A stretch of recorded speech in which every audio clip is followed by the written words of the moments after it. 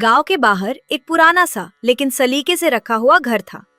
उसी घर में रहती थी शांताबाई, मोहल्ले में मशहूर एक सख्त सास के रूप में। उनके बेटे रमेश की शादी हुए अभी सिर्फ 3 महीने ही हुए थे और बहू का नाम था कविता। कविता पढ़ी लिखी, समझदार और बेहद शांत स्वभाव की लड़की थी, लेकिन शांताबाई को उसका यह शांत रहना ही खटकता था। सुबह से शाम तक घर के हर काम में शांताबाई कविता की गलती निकालती रहती। कविता हर बात सुनकर बस सिर झुका लेती। रमेश जब भी कुछ कहना चाहता, कविता उसे रोक देती। घर में शांति रहनी चाहिए। दिन बीतते गए। कविता की आंखों के नीचे काले घेरे बढ़ने लगे, लेकिन वह कभी शिकायत नहीं करती। एक दिन शांताबाई अचानक बीमार पड़ गईं। तेज बुखार और कमजोरी के कारण वह बिस्तर से उठ भी नहीं पा रही थी।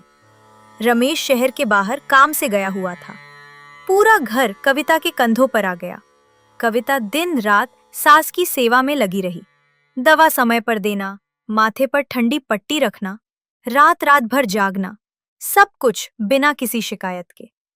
एक रात बुखार की वजह से नहतर से शांताबाई बड़बड़ाने लगी। अगले दिन बुखार उतर गया।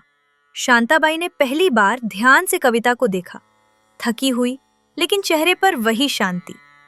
कुछ दिनों बाद जब रमेश घर लौटा तो उसने देखा कि घर का माहौल बदला हुआ है।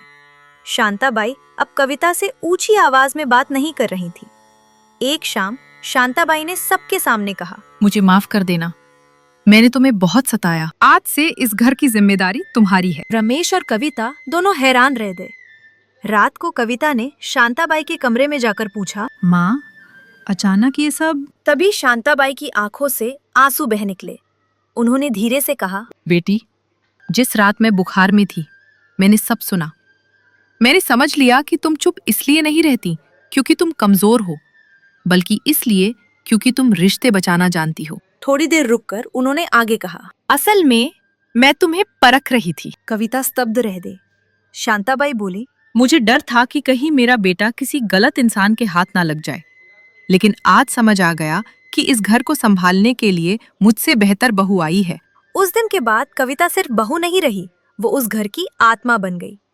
कभी कभी चुप रहना कमजोरी नहीं, बल्कि सबसे बड़ी समझदारी होती।